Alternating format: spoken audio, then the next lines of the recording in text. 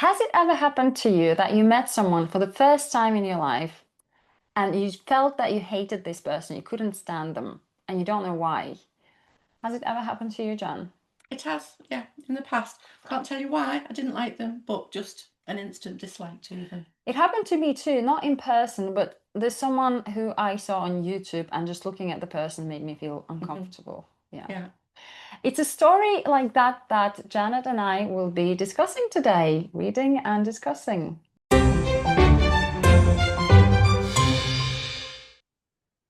person who wrote the story is Jack London. I think the first association that people have with Jack London is London, the city. Was he born there? Nope. He was American. Then, I was going to say his real name is actually John Griffith Cheney. yeah, right. And he took the name Jack because John is a common name to use for Jack, and his stepfather was London, so he took his name. I myself think it's so strange that Jack can change to John and the other way around. It's Very, very common. right. I think I've got an uncle that used to be John that was christened Jack. Right. So it happened all the time. Years gone by. So yeah. Yeah, that is very interesting. So yeah, that's why now we have Jack London. And yeah, I myself thought he was from England when I first came across this. By the way, for those of you who don't know Jan, I just think a lot of people who already know Jan. Jan is my mother-in-law. Hi. Yeah, and my husband's name is Luke. He's not with us today, but maybe one day he'll be discussing stories with us as well. Jan, before we just jump into the story, I wanted to ask you, you like reading, right? Actually, when I go to your house, yeah, I see lots of books. Lots of books. That's why I invited you. Yeah. Going back to Jack London, could you tell us a bit more about him? What kind of stories or novels did he write? Mostly tales of survival, human struggle against nature. It says it's themes of individualism. Individualism. Let me try that. Individualism. Is that right? Sorry, everybody. That's fine. We're learning English here. He was the famous ones were Call of the Wild and White Fang, which even I've heard about, and it was what the nature and wolves and it's supposed to be really good.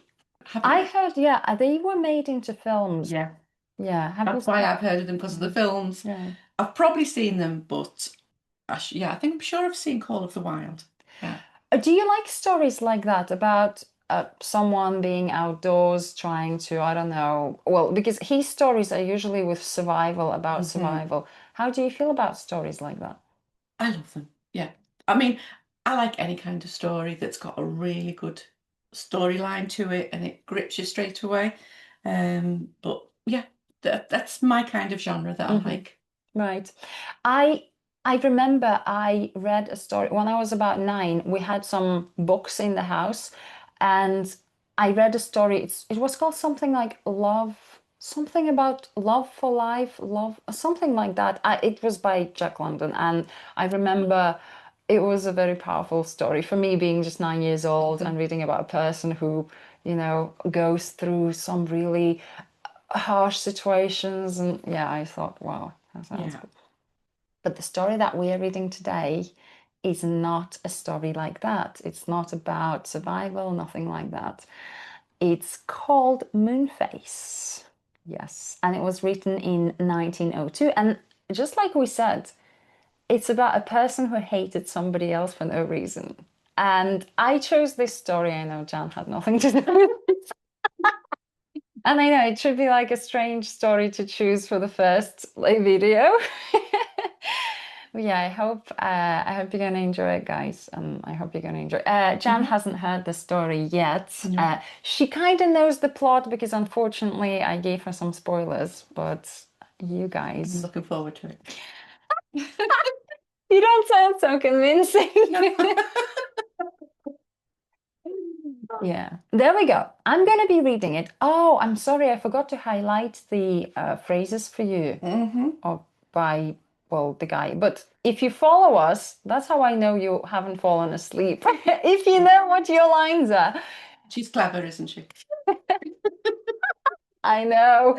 Look at that.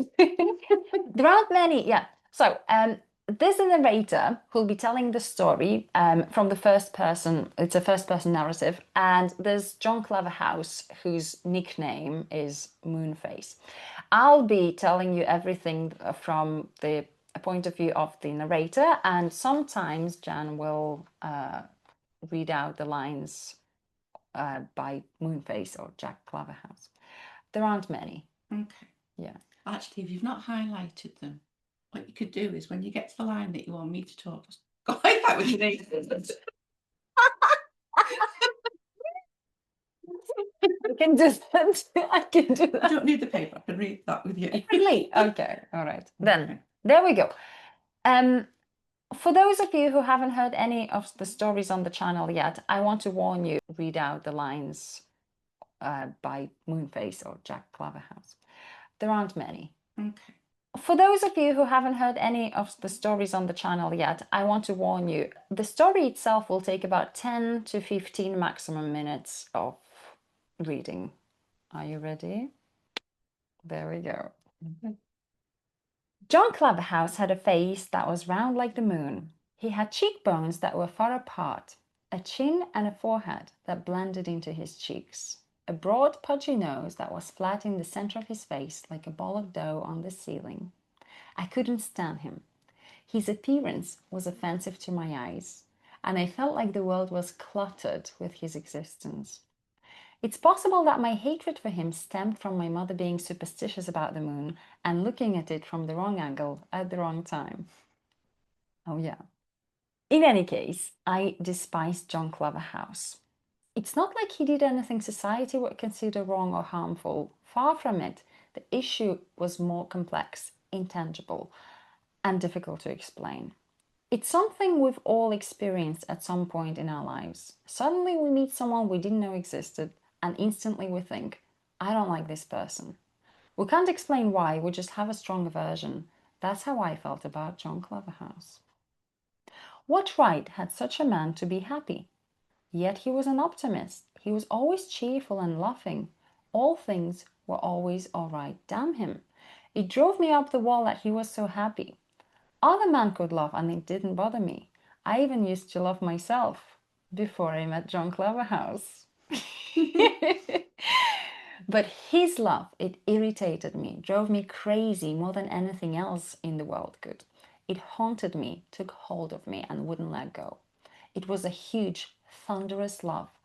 Whether I was awake or asleep, it was always with me, grating and jolting across my nerves like an enormous file. At dawn, it echoed across the fields and ruined my peaceful morning thoughts. In the scorching heat of noon, when the plants wilted and the birds retreated to the depths of the forest and all of the nature dozed off, his ha-ha and haw-haw echoed to the sky and defied the sun. At midnight, from the deserted crossroads where he turned off the main road onto his property, his obnoxious laughter woke me from my sleep and made me twist and dig my nails into my palms. I snuck out at night and released his cattle in his fields, and in the morning heard him whooping with laughter as he drove them out. It's no big deal, He said. The poor dun animals can't be blamed for wandering into greener pastures. He had a dog named Mars, a big, magnificent creature, part deerhound and part bloodhound, and resembling both. Mars was a great joy to him, and they were always together. But I waited for the right time, and when it came, lured the dog away and poisoned him with strychnine and beefsteak. It had no effect on John Cleverhouse. John Cleverhouse is sitting right next to me. His laugh was as loud and frequent as ever, and his face as round as the full moon, just like always. Then I burned down his haystacks and barn, but the next morning, which was Sunday, he went out happy and cheerful. Where are you headed? I asked him as he passed by the crossroads. Trout fishing. He said, and his face lit up like the full moon. I just love trout. Was there ever such an impossible man? He lost his entire harvest in the haystack and bonfire, and I knew it wasn't in short. Despite facing a harsh winter and possible starvation, he went out joyfully to catch some trout just because he was fond of it. If only he had shown some sadness or a more serious expression instead of always wearing a bovine smile on his face like the moon. I think I could have overlooked his existence. But no, he became even more cheerful in the face of misfortune. I insulted him. He looked at me in a slow and smiling surprise. Fight me? Why? He asked with a drawl, and then he chuckled. You're so funny. Hilarious. You'll be the death of me. What could I do? I was beyond my limits. How I hated him. And that name, Clever House. What a name. Isn't it ridiculous? Clever House. Mercy, why Clever House? I couldn't help but ask myself that question repeatedly. If it were Smith, Brown, or Jones, I might have been able to accept it. But Clever House. Consider it for yourself. Repeat it to yourself. Clever House. Just listen to how absurd it sounds. Clever House. Should a man live with such a name, I ask of you? No, you say. And no, said I. I came up with a plan to take advantage of his situation. Knowing that the destruction of his crops and barn would make it impossible for him to pay for his mortgage, I arranged for a cunning, tight-lipped and frugal moneylender to take over the mortgage. I remained in the background, but through my agent I pushed for a foreclosure. John Claverhouse was given only a few days, no more than the law allowed, to remove his belongings from the property. I went to see how he was taking it, as he had lived there for over 20 years, you know. When I saw him, he had a twinkling in his saucer-like eyes, and his face was glowing, spreading until it was like a full moon. He started laughing and said, Oh, my son is so funny. You ever heard of anything like this? Let me tell you. He was playing by the river when a piece of the bank caved in and splashed him. He cried out, "Oh, Papa, a big puddle jumped up and hit me." he expected me to join in his ridiculous laughter, but I responded shortly, I don't see the humor in it. My face must have shown my displeasure. He looked at me with surprise, and then the unbearable light started glowing and spreading on his face again until it shone softly and warmly like the summer moon. And then came the laughter. That's so funny. Don't you see it? Oh, you don't see it. Look, you know what a puddle is. I walked away from him abruptly. I couldn't take it anymore. It had to end there, I thought. Damn him. The world needed to be rid of him. As I climbed the hill, I could hear his evil laugh echoing in the sky. Now, I take pride in doing things in a professional manner. And when I made the decision to kill John Cleverhouse, I want to do it in such a way that I wouldn't look back and feel ashamed of myself. I dislike messiness and violence. The thought of just hitting a man, sorry, where was I? Yeah, the thought of just hitting a man with my bare fist disgusts me. So the idea of shooting, stabbing, or hitting John Cleverhouse, oh, that name, didn't appeal to me. Not only did I want to do it neatly and artistically, but also in a way that wouldn't raise any suspicion towards me. With this goal in mind, I devoted my intellect to it. And after a week of deep thinking, I came up with a plan. And then I put it into action. I bought a 5-month-old female water spaniel and focused all my attention on training her. If anyone had been watching me, they would have thought that I was only teaching her one thing, retrieval. I taught the dog named Bellona to retrieve sticks I threw into the water and to do so quickly and without playing with them. The objective was for her to stop at nothing and deliver the stick as fast as possible. I made a habit of running away, and she would chase me with the stick in her mouth until she caught me. She was a smart dog, and I loved the game. Well, I guess I loved the game, but she loved the game too. So I was soon satisfied with her training.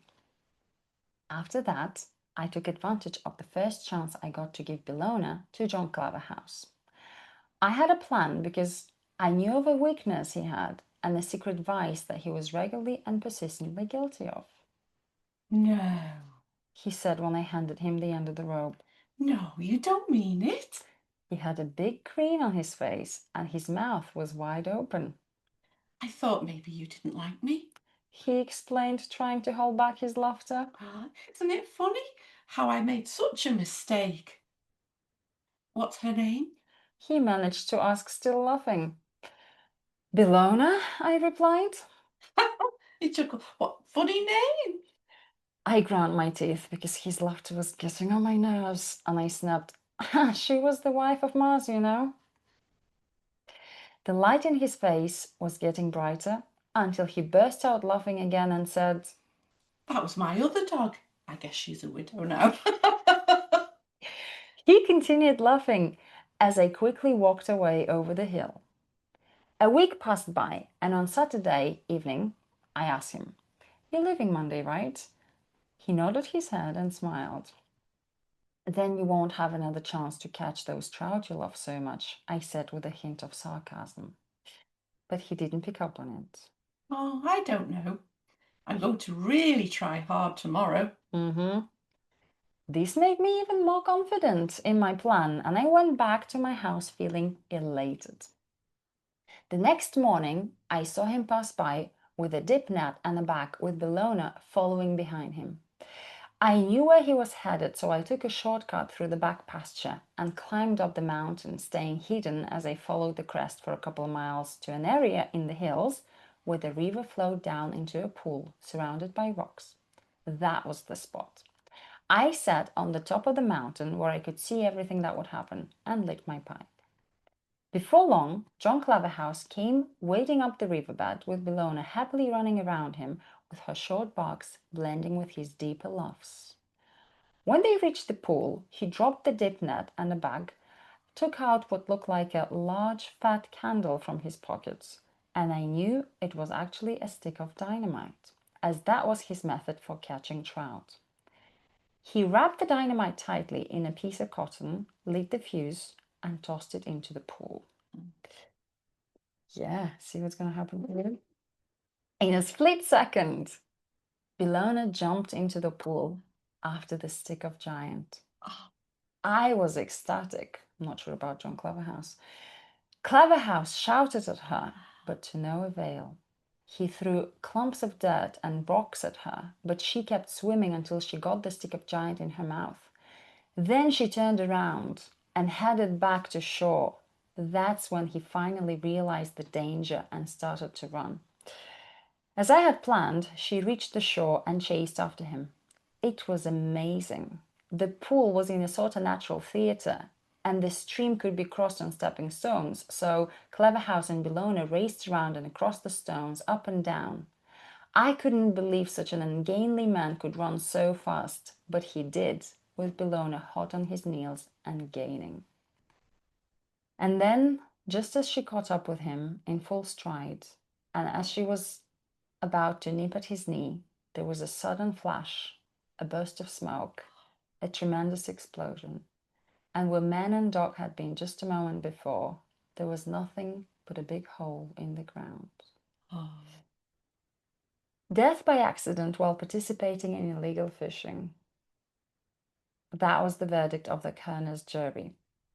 And that's why I'm proud of how neatly and artfully I got rid of John Cloverhouse. There was no mess, no brutality, No. nothing to be ashamed of in the whole incident. I'm sure you'll agree. But the good thing is, his infernal laughter no longer echoes through the hills, and his fat moon face no longer bothers me. My days are now peaceful, and my nights are filled with deep sleep. What a man. What a man. Oh, yes. It's good, that. Yeah. There's an unexpected ending to it. It was clever, very Yeah. clever. I can see a tear in your eye. I know. Oh, Clever house. I feel more sorry for the dog. I know what you mean. Now we finished reading the story, but I understand that maybe it's a good idea to summarize it so that everyone gets the gist of it. What actually happened? Basically, this man, the narrator, really, really didn't like John Cleverhouse and thought up ways that he could annoy him or upset him, some way destroy him, laughing all the time. But to his dismay, Cleverhouse just wanted a happy life. Everything was good. He laughed all the time at no matter what life threw at him. He was a happy person, which really wound the narrator up. So he developed a plan. He concocted this really good idea, might I say, to train a dog to fetch a stick and bring it back all the time, knowing that John Claverhouse loved to fish, but illegally with a stick of dynamite. So, obviously, yeah, the dog thinks it's a ordinary stick, Yeah, stick. but it's dynamite, and John cleverly throws it into the to blow all the fish up, and the dog runs in, gets the dynamite, brings it back to him, chases him because he's been trained to Yeah. not give up and give it back to the person, and then boom, gone. Oops. Yeah. And John Cleverhouse feels like super happy after this. He's like, yay. And not John Cleverhouse. He's not very happy. Yeah, he's not No, very happy. no. He's been happy the whole story. Maybe He's very happy in heaven. Yeah, because no matter what the narrator did, he's like, oh, my dog died? No problem. Yeah. Probably when he was getting blown up, he had a smile on his face. Do you not think that something was wrong with John Cleverhouse? How can you be happy all the time? Is that okay? Yeah, well, I think it'd be very unusual to be that happy with so much going on in his life, but maybe he did have something wrong with him. Yeah, because No, every time I read the story, I actually never thought about it, but it seems like you can't be happy all the time. It's a bit no, unnatural. no. Every time I read the story, because I read it several times preparing for this video, I have goosebumps because I feel sorry for what happened. Oh, I know. Yeah. Because to lose somebody that's so happy in life, really life should be full of them people, shouldn't it? And well, he didn't do anything wrong. Yeah, he No, definitely no. didn't. As the next stage of this video, we are going to go through the text again and explain some words and some bits of grammar, maybe some other things for all of us to learn some English together. All right? Okay. Including me. Probably me as well. Of course, things are easy. We're not going to explain because John Claverhouse had a face that was round like the moon. This is easy. He had cheekbones that were far apart. What are cheekbones? Yeah, them ones. And the chin, right, yeah. And forehead, yeah, blended into his cheeks. Yeah, cheeks. And the broad, pudgy nose, pudgy. Little squodgy, like imagine dough, Yeah. just like a little blob, squodgy, like a fatty nose, Yeah, like a fat nose. fat nose. That was flat in the center of his face, like the ball of dough on the ceiling. Now, what is dough? You mix flour with Water. water. And yeah, like you throw it on the ceiling. It's gonna look like that. To tell you the truth, you know this emoji here? Ah, Right. that's him. Yes, we have an emoji of, not everyone can see us actually. I've only just Right. realized it because this is a podcast too. Yeah, emoji of the, well, a round face here really looks like him. If you put that hairstyle on it, it'll look like me. You picked a good person to sit next to you to tell the story. Don't worry, next time you'll be a princess. Okay. Wait, but what is a ceiling? Maybe some people don't know. Where the walls go up in the roof. Yeah, whatever. That's If you're indoors and if you yeah, look up, you're probably that's going the to see the ceiling. Hard to ceiling. explain. What ceiling? I know. You are going to be like a teacher after doing all of this. I couldn't stand him. His appearance was offensive to my eyes. Offensive. So the way he looked was it made him angry. He found it distasteful. Mm-hmm. Yeah. Um, Because usually I think you use offensive to talk about what somebody does or says, I mhm. guess, especially, right? If you say something nasty, you can offend a person, or the person can take offense. You know, it's an interesting thing. Some people say you personally can't offend anyone because it's their perception. Like if I call somebody, you're an alcoholic, what are you talking about? You know, Mm. they won't even think They're about not it. offended. Yeah, No. they're not offended. So do you think it's the person's responsibility, the one who feels offended, that he's offended, or is it the other person's responsibility that that person's offended? That's the egg and the chicken, that one, isn't it? Yeah. um, yeah, because to be honest, it's 50-50 Yeah. because somebody can say, you could say something to me like, oh, your You look like the hair's, moon face. yeah. But I could be so like offended by that Yeah. when actually it is true. I have got a moon face. But She's lying for everyone who can't see us. She's lying. but yeah, so it's some people might say something to you that isn't offensive, Mhm. but you take offense by Yeah. it. So it's And then they are surprised. Why is she not talking to me anymore? yeah. I felt like the world was cluttered with his existence. Cluttered. Is he like too much? He Mhm. shouldn't be there. Yeah, yeah. Yeah. I think people usually use this word to talk about rooms or houses, like. Yeah, just objects in the house, too much around. Mm. His environment was closing in on him, Mm-hmm. in on him. So yeah, that was his version of cluttered. With him, his whole existence was starting to come in on him, Mm-hmm. kind of thing. I just whenever I think about this, I think about how Luke and I, ever since I moved in here, we've been trying to declutter, Yes. get rid of everything. Especially now that we're selling the house, we're getting rid of everything, so we're Mhm. super decluttering. It's possible that my hatred for him stemmed from my mother being superstitious, like came from my mother being superstitious about the moon, looking at it from the wrong angle at the wrong time. Are you superstitious about anything? And what does it mean if you're superstitious? Um, I'm not very superstitious. I used to be. It was all don't walk under a ladder. If you spill salt, you have to throw it over your shoulder. Did you do that? Oh yeah, yeah, Really? yeah, Wow. yeah. Oh, there's so many things. But as I've got older, you Mm. think doesn't mean anything now. Mhm. I walk under ladders now, and if I spill salt, it take it Doesn't off the matter. table. Doesn't matter. Yeah. So if you're superstitious, it means you believe that something. Something bad will happen Yeah. if How you about good? Mm, touch wood. No, yeah. is that one? Yeah, touching Touch wood. wood.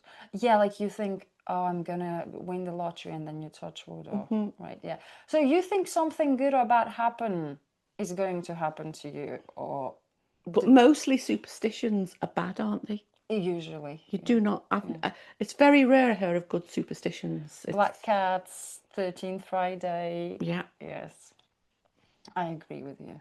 Yeah, people believe bad things more than good things. Hmm. In any case, I despised John Claverhouse. Despised. Is it the same as hated, disliked? Is it, Yes, yeah, yes. stronger? Is it But I'd say stronger. Yeah. stronger than hated? I'd say despised would be more of a vengeful kind Mm-hmm. of hate rather than you can hate somebody, but you don't sort of let it take over you. But I Mm-hmm. think despised is more vicious. Mm-hmm. Does that Yeah. make sense? I guess that's the right word here because of the actions that Hmm. the narrator's gonna take. It's not like he did anything society would consider wrong or harmful. Far from it. The issue was more complex, intangible, and difficult to explain. Intangible. It's like you can't touch it, you can't measure Mm, it, you can't. no, there's no way of explaining what it is. You can't pin it down to what is making him feel like that. What other things could be intangible? Like feelings. Love. Love. Hmm. I actually quite like the phrase tangible results, results that you can measure. You know, with something, it's very difficult. If you're learning English or any other language, Hmm. how are you gonna count the number of words that you know? Are you gonna go through grammar topics and be like, I know these topics? How do you measure your success? Of course, you can take English tests, language tests to see what your result is. But overall, to be honest, I feel like it's quite difficult to, in terms of how you feel, you know. Hmm. Yeah. Because with weight, if you're losing weight, you know, okay, I lost 2 You kilos. stood on the Yeah. scales. It's very I easy. think my way of knowing how well I'd done when I was learning French, not that I'm that good at it, just learnt it a little bit. Um, I knew I was getting somewhere, not by doing the lessons, when I used to be like lying there overnight and I could form a whole sentence or Mm-hmm. be it without having to look at the papers or anything like that. It's when I could form or say to somebody, ask me to say something, and I'd try and form that sentence, and then I knew I was getting somewhere then. It feels good when you feel Hmm. that. I Yeah. know, I know. It's something that we've all experienced at some point of our lives. He hated John Claverhouse, even if he'd never met him before. So I guess at some point he met him for the first time. He's like, oh, I hate this guy. And the narrator claims that everyone's experienced this kind of thing. And you said that you had this feeling, and I Yeah. said too. Just even people that you've not even talked to. Mm-hmm. You say you're in a shop and somebody's in the queue and you You're like, think, ooh. "Ugh." Yeah. And you know they're going to do something that's just like, you think, oh, what are they doing that for? It's I just, know. no, if somebody else done it, you'd be like, ah. But you know, when they Yeah. do it, you just, no, just an instant dislike. Yeah. If you multiply this by 1,000, I would imagine this is the way the narrator felt Yeah. about John Because you don't Cleese. want to go around killing people as children. I know. It's not a natural. No. Even if you don't like them, you're not going to take any action. You just don't do anything.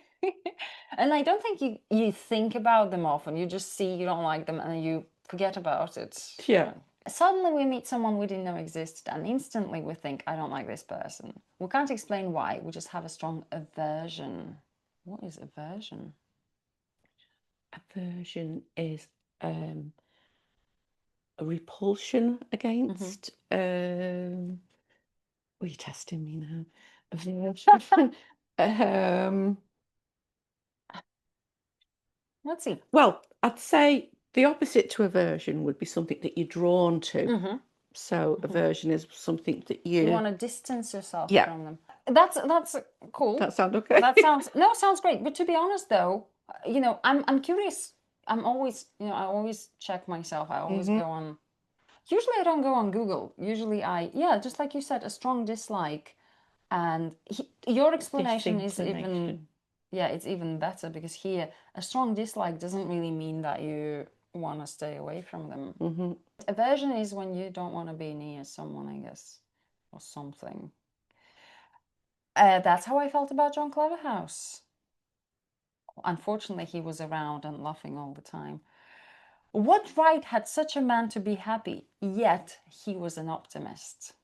My question here is, how about the word yet? Why not but? Sorry, that was Russian because my keyboard is being funny. But he was an optimist. No, yet. Yet fits better than but. Can you explain why? Ooh.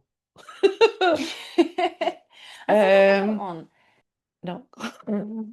I don't know how to explain the I difference, know but because. yet does sound better than but Mm-hmm. because there's not how can I put it? Oh, I don't know. You've got me on that one. See, I know. Even I don't know, but I'd say yet. Mm-hmm. Yet was the one that sounds right. The way I would explain it, because sometimes my students ask me in class what's the difference. Hmm. The one example that I can think of right now is if I say I like vanilla chocolate, but Janet likes orange Milk chocolate, yeah, chocolate. milk Milk chocolate. chocolate. Any chocolate. Yeah, it's we are not, yeah, although we both like different things, there is no conflict in this. We both like different things, that's okay. But if I say I hate orange chocolate, yet I eat it every day, You don't expect that I will say that after I say I hated them. Why are you eating it every day? Yet is something that you don't expect that kind of continuation. Like, what right had such a man to be happy? We think he shouldn't be happy, yet he was an optimist, despite the fact that this person doesn't deserve. No, no, no. That's how I would explain it. Better than what I could have done. Well, it's because I trained, yes. He is always cheerful and laughing. All things were always all right, damn him. He drove me up the wall. If something drives you up the wall, If my explanation of driving up the wall, what would you say? Yes. I actually say that. Oh, it drives me up the wall. How does it make you feel? Frustrated. Frustrated. That's the word I'd explain. Yeah. Yeah. I don't know where the expression came from, drives me up the wall. It's like Spider-Man. Yeah. Maybe Spider-Man was so frustrated. That's when he learned. But yeah, drives me up the wall. I also want to say, can you give me a couple of examples? What kind of things can drive people up the wall? Except John Cleverhouse being an optimist. Oh, I'd say things like, say you've told your children time after time to pick up their clothes off the floor or to do this or to tidy their room, and they're not doing it every day, and that's the expression, it drives you up the wall. It just frustrates you so much. I'll tell Luke. I know, yeah. He's still doing it. I passed it over to Leisan now. I myself haven't experienced it yet because I don't have children yet, but yeah, I know that I will. I can't even Get it with husbands as well, not just children. Yeah, I'm trying. It's interesting because he doesn't drive me up the wall yet, but maybe because I've only been living here for 2 years. But I think if it's like for 20 years, Yeah, it's a different. Give him time. Yeah. Other men could laugh, and it didn't bother me. It didn't affect me. Yeah. I even used to love myself before I met John Cleverhouse. I used to love myself. When you say I used to do something, when is this? In the past. In the past. And do you still do it now? No. No. Usually if we say I used to exercise, I used to lead a healthy lifestyle, but I don't anymore. But his laugh, it irritated me, drove me crazy more than anything else in the world could. It haunted me. What's your association with the word haunted? An evil spirit around you. My association with it is, yeah, like you said, ghosts or something, spirit. I imagine a house like this and there are ghosts and it feels scary. That is spooky. Yeah. Yeah. So this laugh followed him, maybe like a spirit. I don't know. Because he also said it took hold of me and wouldn't let go. It is like an evil spirit, isn't it? Yeah, like control. It's a huge, thunderous laugh. Thunder. What is thunder? Not the ceiling. No. When the clash of, I don't know the technical term of thunder, when it's a bad storm, when you get boom before it lightens. Yeah, and it's so loud in this case because clouds come together. So a thunderous laugh is a big booming laugh that sort of fills the whole room. Could you demonstrate? That was good. I think if we didn't have sorry, in my mind. I think if we didn't have any furniture here, we would definitely hear the echo. Whether I was awake or asleep, it was always with me, grating and jolting across my nerves like an enormous file. Grating and jolting. How would you explain grating and jolting like a file? The grating bit, I'd say, when people, like, say you've got your nails down a blackboard, that kind of grating, or a file is like the rasp. It's really like a. It's getting on his nerves. That's definitely grating of the nerves. The feeling of discomfort. Are you a blackboard hater? You know, I wasn't. I hate metal and metal when people are, let's say it's a metal bowl and people are scratching with a fork. It's, I can't stand Oh, it. I hate it. yeah. Yeah. How about you? There's not many noises. Maybe somebody that's chewing when they're eating. Oh, That's, slurping? yeah, that's annoying. Yeah. It's funny, my husband, I love absolutely if a cat's there and it's, Mm-hmm. Mm-hmm. and I think that is so relaxing, so lovely. He can't I can't stand it. stand That it. grates on his nerves. Wow. So opposite. How unlucky he is, I know. right? Because I love it when we went to Turkey, all these stray cats. And the I purring. want to touch them all and cuddle them I and know. yeah. Yeah. I mean, we used to have cats. We just didn't like it when it purred. So to me, that was a bonus. I was like, Mm-hmm. used to stroke it till I could make it purr, and you're like, Mm-hmm. job done. But Yeah. no, it really grated on his nerves. I've never heard a person doesn't like, No, cat purring. no. No. No. Mm-hmm. At dawn, it echoed across the fields and ruined my peaceful morning thoughts. Dawn is sunrise, which Sunrise. is the Yeah. same. This is all fine. In the scorching heat of noon, scorching heat. I think this is a good phrase that people just use to say it's very hot. Mm-hmm. It's like really hot. When the plants wilted, like they look like Die in the sun. yeah, Just dehydrated. dehydrated. Yeah. And the birds retreated to the depths of the forest, and all of the nature dozed off. How to demonstrate dozing off? I like just falling asleep. I'm glad that didn't happen while I was reading the No, story. it was so exhilarating to listen to. I'm going to doze off on you, Are you guys dozing off? Wake up! or I'll laugh. Yes. He's loud. Ha ha. Wait, you're supposed to say these. I don't. When I was doing the story, I knew I wasn't doing the laugh loud enough, but I thought no, Yeah. I should have done them a bit more. No, a bit Father Christmas, like Father Christmas. Yeah. These laughter echoed to the sky and defied the sun. Defied the sun, like Mm. That's the only way I can explain it. It's defied to go against. against the sun. Yeah, Yeah, exactly. Like it wanted to fight the sun. It confronted the sun because it was yeah, so big. yeah. Wow. At midnight, from the deserted crossroads, deserted, just empty, there's no. Yeah, nothing. Yeah. He turned off the main road onto his property, his obnoxious laughter. Obnoxious. That's a hard one to explain. Just unpleasant. Yeah, you can get usually obnoxious smells. Yeah, That's probably where you associate obnoxious. You go, like, oh, so it's something that's an insult to your senses. That's the best way, isn't it? to me it sounds like gross or disgusting. Mm-hmm. So, Yeah, yeah. yeah. It woke me from my sleep and made me twist and dig my nails into my palms.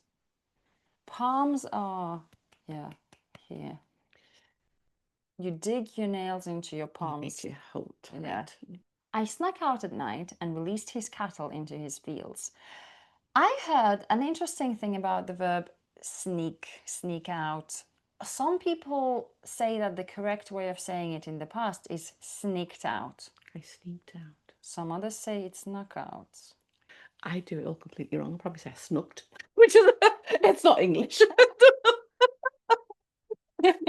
I've got a bad habit of saying some things completely wrong, but I sneaked out, I snuck. I'd say snuck out, Would you? snuck out. Well, you don't sound like a patriot because I heard that sneaked is the proper English Is it? version. I Yes, sneaked out.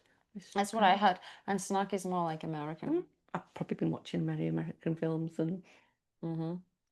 Yeah, they're snuck. changing you. Yes, I snuck out. Same with cookies or cookies. I even heard.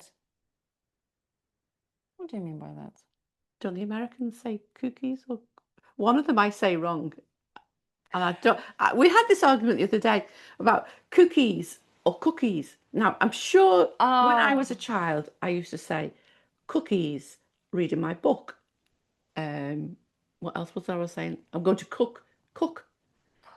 And now I don't know whether it's an American thing, say cookies and my book and I going to cook. I don't think it is. And look at that. I think it's the thing from Liverpool. Because see, I say Liverpool, but you say, Liverpool? see, you say like pool. Oh, I didn't know it's any different. Yeah. Liverpool. I say Liverpool, like pool, cools, cool, rule. Cool. Yeah, Pool. there you go. I also know there are some people who don't like the word snuck because they believe it's wrong to say that. It should be sneaked. But now it's so popular that no one cares. You'd say sneak if I was saying it to you, are you going to sneak out tonight? Mm, Then I'd use sneak. sneak. But if it's in the past, I snuck. Or snooked, as I say it. See, the way you say it sounds like there is a double O, like snook. Snook. You know what I mean? Snook. That's the way it sounds. Snook. People would still understand you, though. Yeah. I'm sure they do. Yeah. Yeah. We've discussed how it should be in the past, but people still don't know what it means. If you snuck out at night. Yeah. To go out without anybody noticing you. If you were like, say, if you're a thief, you'd be sneaking into somewhere or that kind of thing. Secretly, really. yeah. Yeah, secretly. Yeah, Secretly. that's it. She's good. Released his cattle into his fields. What's cattle? Cows. Would you class? You don't class sheep as cattle, do you? No, just cows. I think. Will do that myself because when you say cattle, I just imagine cows. Yeah. Yeah. Released, you let them go. You open the gates. Yeah. Into his fields, and in the morning I heard him whooping with laughter as he drove them out. Whooping. Whooping? That's a whoop. See, you are best at demonstrating. That's why I called you. You didn't know that, but that's why you're here. The poor dumb animals. A mistake that I often hear is dumb people say, my students say with a dumb. There's this film with Jim Carrey, Dumb and Dumber. But they say dumb and dumber. It should be dumb and dumber. Yeah. Poor animals can't be blamed for wandering into greener pastures. Let's start with pastures. What's a pasture? A field. Just a field full of grass that they can eat.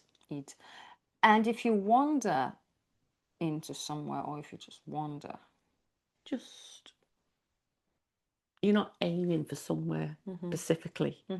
You just meander. That's another word you won't know. Meandering along. Just sort of, you tend to just end up there. I think people also use it quite often when they are talking about traveling. They arrive in a city and maybe they arrive quite late. So there's not much to do because everywhere is closed now. So you just wander in the city. Just wandering around. It's going in a direction aimlessly. That's wandering. Aimlessly. Yeah, I like that. He had a dog named Mars, a big, magnificent creature, part deerhound and part bloodhound, and resembling both. Magnificent creature. You know, like the way the word sounds. I like the way it sounds because it sounds like its word, doesn't it? What it means. What it means.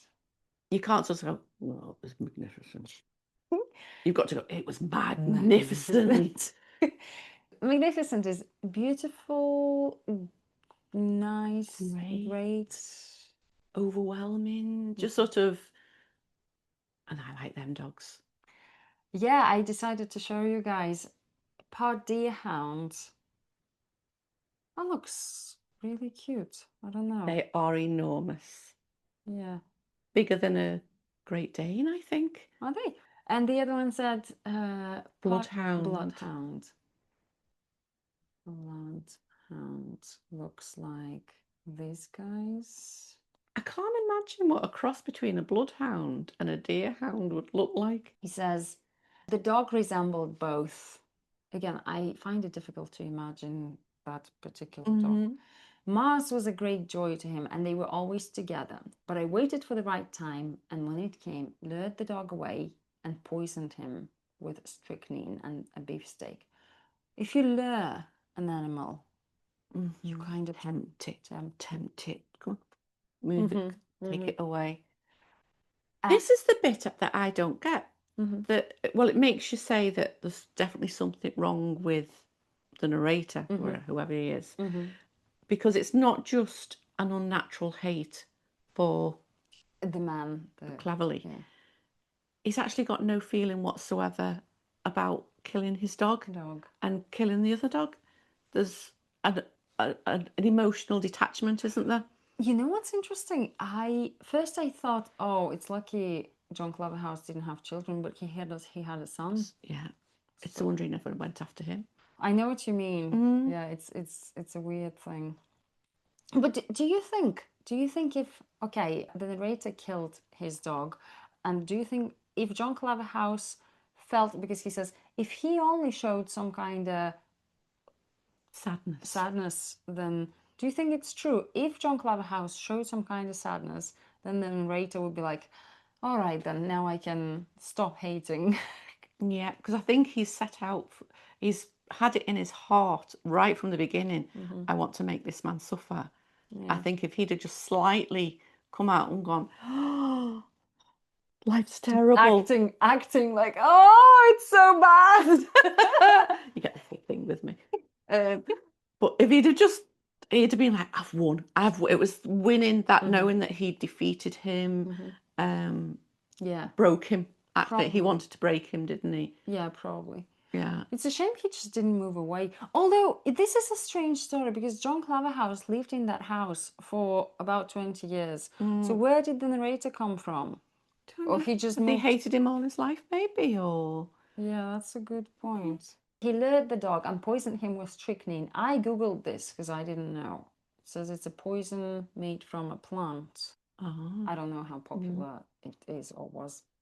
I've heard of it, strychnine, knowing that it's a poison that kills things, but I have no idea what it is. The dog was dead, but this had no effect on John Claverhouse. His laugh was as loud and frequent as ever, and his face as round as the full moon. Well, I don't think his face could have changed, although I don't know, if you're very sad, maybe you go... But there's something wrong with him as well. I mean, that's exactly what I mean. When my dog died, I was so upset. I cried and cried. It's like losing a member of the family. Yeah. But they are both mental. Yeah. Yeah, both of these characters.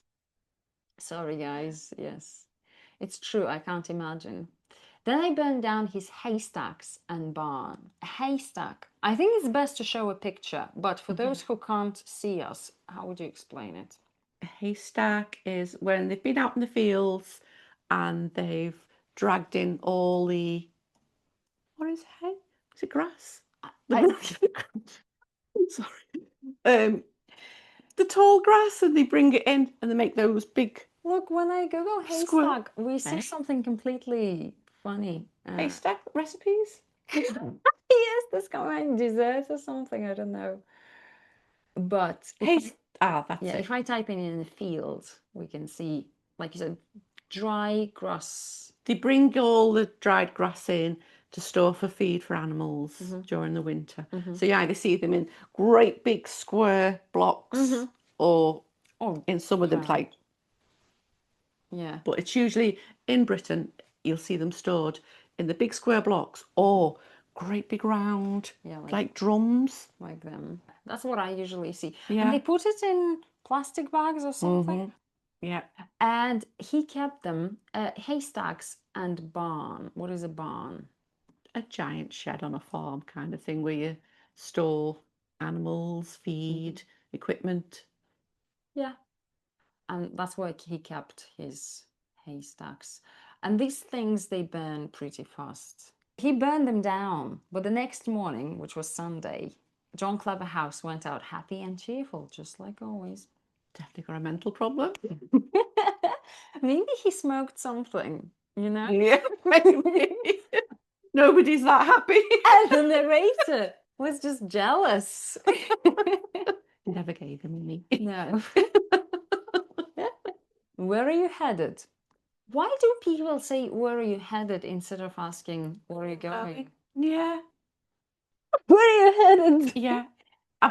To be honest, I have never ever said that to anybody. Where are you headed? It's always, where are you going? Yeah, Yeah. it's in books. Mm, Yeah, I'm heading off. yeah. Yeah, people say that, don't they? No, it's not my expression. Hmm. It's I know people do use it, obviously, but not me. I asked him as he passed by the crossroads, trout fishing. Oh, what kind of fish is trout? It's a smaller version of a salmon. It's sort of, I think they're from the same kind of family. You know, that's what I thought, and maybe you're right.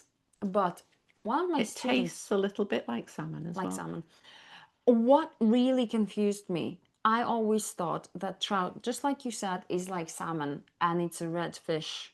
That was Hmm. my impression. Yeah, red flesh. But my student told me it's not a red fish. And Oh. when I Googled it, it confirms that trout is a white fish, Oh. which was very surprising. Yeah, but if you look at cooked, you can see images. It does look in some photos like salmon. I wouldn't even know the difference. Looks like salmon. That's pink when Yes, it's cooked. yes. Maybe that's the reason why. But if you look at some other photos, it looks pretty white.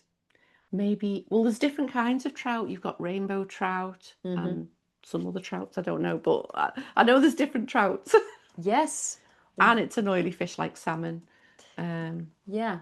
A lot cheaper than salmon. It says here it's white or red orange. So, depending on their diet. Ah, right.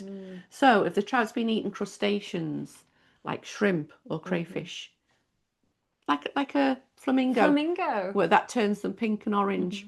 Same with the fish. Yeah. I didn't know that. I No, was I really didn't know that. surprised. That's Yeah. taught me something. Yeah. His face lit up like the full moon. I'm not sure everyone knows lit up. It comes from light up. Was there such an impossible man? He lost his entire harvest in the haystack and bonfire. What is harvest? It's when you've brought in all the grass and made into the, what are them things called? Haystacks. That is called your harvest. Or they use harvest for when you're bringing in all your vegetables, anything to do with bringing in the crops, whatever crops you've got, that is your harvest. Do I get it right? People usually have harvest in autumn so they survive the winter. Yeah. I knew it wasn't insured. If you insure something, you pay every month. Yeah. And if something happens to it, you get paid out. You get paid out. Despite facing a harsh winter and possible starvation, harsh, just difficult, sorry, and possible starvation, if you starve, you die. Well, No food. no food, yeah. He went out joyfully to catch some trout. Well, maybe he was trying to eat something. Just because he was fond of it. Fond of something Light. liked. If only he had shown some sadness, yeah, like he's saying, if only he had shown some sadness or some more serious expression instead of always wearing a bovine smile on his face. Bovine. Cow. Like a cow. He looked like a cow. Cows don't smile. They don't smile. I can't even do a bovine smile for you because I don't know what a bovine smile would look like. I know, no idea. I just think it was a bit of a hallucination. Bovine smile? Yeah. I heard that expression. Yeah, it's just in the story. I wanted to say, for those of you who don't know, this is the third conditional, and you can Google it and do some exercises with it if you're not confident in this grammar. John is thinking, what's third conditional? Yeah. I need Leisan to teach me English. What would you do without? I know. How did you live all these years without my amazing presence? She keeps asking me questions and I don't know what they are. I know I'm annoying because all the questions that I get from my students, like I ask Luke and then I ask you and then I Google them. I could have overlooked his existence. Could have is also another, it's actually part of the third condition in this case, but it could also be past modals. We'll discuss them at some point, yes. This is not for your reading. Overlooked those. If John Claverhouse looked a bit sad, I could overlook his existence. overlook, ignore, Ignore. ignore Yeah, his yeah. existence. Just go past it. I wouldn't trust the narrator, maybe because he sounds crazy. I don't know Hmm. if he would, but I think John Cleverhouse should have tried at least once doing that. Overlooking. Well, if John Cleverhouse tried to look sad, Oh, that bit. Yes, yes, yes. Sorry. yeah, maybe it would have had some effect on the Yeah. situation. He, he's totally oblivious to how the narrator is feeling about him, isn't he? Yes, completely. Yeah, I But know. then no, but then again, he's not because Oh, he says that he says later, I thought you didn't didn't like like me. me. But maybe didn't like and hated and wanted to kill is not the same thing. I insulted him. Yeah, I insulted him. And he looked at me in slow and smiling surprise. Fight me? Why? Asked with a drawl. What's a drawl? He asked me the draw. Why? What? Yeah. Well, a long drawn out word, sort of. Yes. Mm-hmm. Or Yeah. like Yeah, like why? stretching it somehow. Yeah. Right. It's your turn now again. And then he chuckled. How do you demonstrate chuckled? A chuckle is when you're not doing a laugh, but you. Well, that's my chuckle anyway. Perfect. Yes. You're so funny, hilarious. You'll be the death of me. He has some supernatural skills here, abilities. Yes. Psychic powers going on there. He Psychic knows what's coming. What? He's still laughing. Like you I think said, I'd kill him. he is annoying. Yes. I can really understand why. Do you guys feel the same? Why didn't he just hit him? You know what? To be honest, though, you don't have to kill a person. You could. You fine. No, I don't encourage anyone. Any violence? No, Yes, no. no. We're just joking. Maybe just say something. Look, like people do today. A lot of people, they talk to therapists. They learn about their emotions. They could have said, excuse me, John House, the way you are laughing and smiling all the time makes me feel uncomfortable.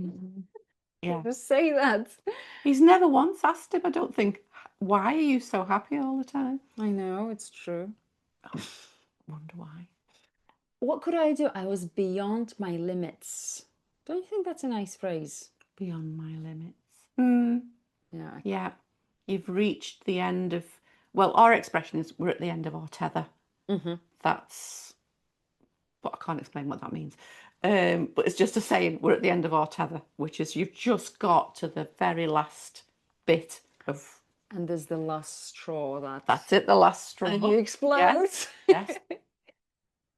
How I hated him. And the name, Cleverhouse. What a name. Wasn't it ridiculous? And again, I guess I have to ask you, are there any words or names or anything that doesn't sound nice? I actually do have a word that I don't like the way it sounds, but it's a Russian word. For those of you who are Russian, I can say it's расчленять. You don't know what it means, but Sounds nice to me. does it? It's a horrible word. It means when you quarter someone. Oh, yeah. You know what I mean? Yeah, and the Like way hand-drawn quarter. yeah, yeah. Right, And okay. yeah, you put them into pieces and take them apart and Like you do. of course, like everyone else. It's a common thing that people do. It's just a weekend hobby. I'm worse. Like people are wondering this whole time, why did Leisan choose this story? There's a hidden message here. Be very careful if she ever sends you a dog. I know. And no negative comments, please, because I'm looking out, where were we? Yeah, the way it sounds, the word sounds, I never liked it. Расчленять just makes me feel, and it's not, to be honest, it's not the association with the meaning, it's just the way it sounds. Yeah. I feel uncomfortable. The word that I don't like, it's a singer from 60s, 70s, and he's called Engelbert Humperdinck. I don't know what that means. It's just his surname. I don't think it's his real name. I don't know why you'd pick that for a surname, but it's Engelbert. It's the Humperdinck. I think, why? That no wonder he never sort of like took off completely. I know. And he done well, but We could replace Cleverhouse here. Humperdinck. Yeah. Messy white Humperdinck. That'd fit in well, that, wouldn't it? I know it would, Yeah. yeah. Yeah, if it was Smith or Brown or Jones, I Mhm. might have been able to accept it. Again, this is third, sorry, this is, it is third conditional. We'll discuss this later, guys, with you. Consider it for yourself. Repeat it to yourself. Listen to how absurd it sounds. I don't think it sounds bad, actually. No, Humperdinck's worse. it is. It is. Should a man live with such a name? I ask of you. No, you say. The narrator decided for everyone here. And no, said I. Mhm. I came up with a plan to take advantage of his situation. I really like the phrasal verb came up with something. And I think that everyone should know this phrase. If you're learning English and if you don't know this phrase. Now, can you give me some examples? What can a person come up with? An idea. Um, Solution? okay. Yeah, solution. Yeah, it's a good one. I came up with a suggestion. A suggestion. So if you how would you say it? You just this thing doesn't exist and then all of a sudden you think of it. It's like, have you heard when you get that light bulb the light bulb thing? What's the word? Don't know, I just say light bulb moment. Light bulb moment. That's it. When it suddenly you think, oh, that's it. I've just come up with it. Yeah, because if I click and a light bulb idea, we see a guy standing with, yeah, we can see a guy standing and Yeah. he's like, yes, Thinking of something, and then next thing, bing. an idea came up. Yeah, he came up with an idea. I came up with an idea. To take advantage of his situation, meaning, For you to benefit from his his situation. situation. Knowing that the destruction, sorry, I interrupted No, you. it's all right. Knowing that the destruction of his crops and barn would make it impossible for him to pay his mortgage. Crops, you already said Crop crops. is your harvest, what you're growing in the fields, and Yeah. And to pay for his mortgage. Again, I think if you don't know this word, you should know this word. Everyone, I think, in the world knows this word now. Because everyone pretty much is experiencing this situation. mortgage. Yeah. What is a mortgage? It's when you Have to take money out to pay for a house, or that's a house, really, isn't it? yeah, for a house, and you pay off your mortgage for 20 or 30 years, that kind of thing. So mortgage. Even if this word is interesting, even if it has the letter T. Mort, death. I know. It's strange words.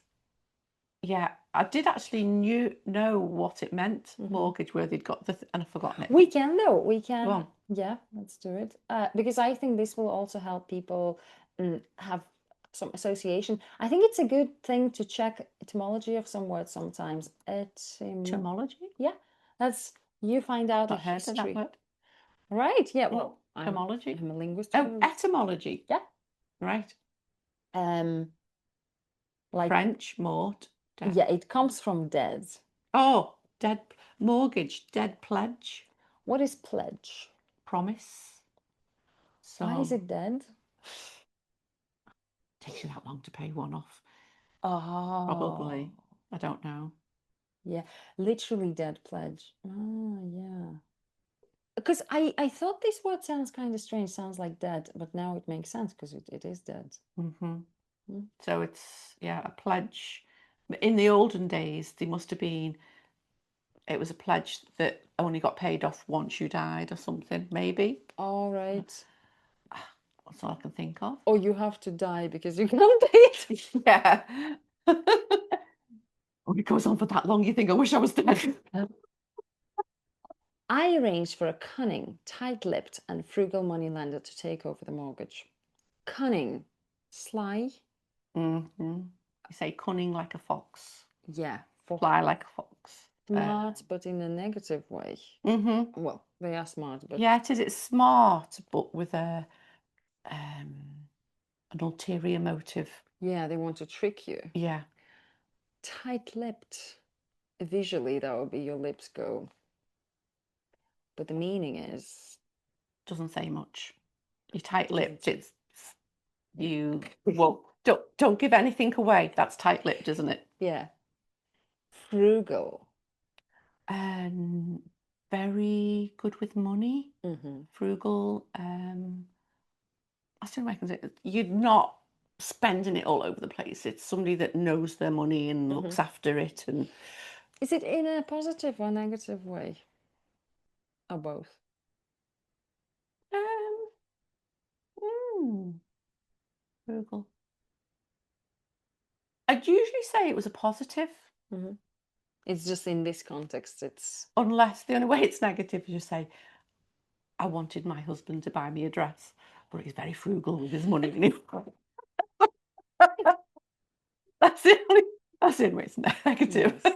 When you're trying to get money off somebody and they're frugal, then that's negative. That's But in a good sense, it's somebody that really knows how to look mm-hmm. after their money and doesn't spend it on lavish things. See, if your husband only spends money on you and about everything else he's frugal, that's a good thing, Oh right? yes, yeah. Yeah. Well, keep that in mind. Happy wife. Yes. Happy life. Yeah, so this guy, the narrator, found a money lender to take over the mortgage. Right, because John Claverhouse couldn't pay the mortgage anymore. I remained in the background, but through my agent, I pushed for a foreclosure. That's when you've got to pay, the bank's closed Mm-hmm. and you've got to pay that money back straight away. Straight There's no away. paying it back each Mm-hmm. month. Yeah. It's all, Mm-hmm. just that's it. This narrator guy had some connections, you know. Mm-hmm. I don't think he Yeah. could have done it just, No. yeah. John Claverhouse was given only a few days, no more than the law allowed, to remove his belongings from the property. Belongings, things that you have, everything you have. All your own ownings? No, Yeah. that's not right, is it? Ownings. Sorry, don't do English from me. That's why I Belongings. tried to. All the things that you own. Ownings. Oh, it's a new word. Do you know what? Maybe it does Let me exist. Let's check. Ownings meaning. Let's check. Ownings. Ownings, things owned. It does Oh, exist. they are. I'm not Yeah. so sick. No, you aren't. It's totally fine. You learn English from Janet. Especially the fact that you make up your own words, but they already exist, or you're being creative, but also Yeah. correct. I went to see how he was taking it, how he was, what his attitude was to it, how emotional it was, yeah, what the situation was, as he had lived there for over 20 years. When I saw him, he had a twinkling in his saucer-like eyes, and his face was glowing, spreading until it was like a full moon.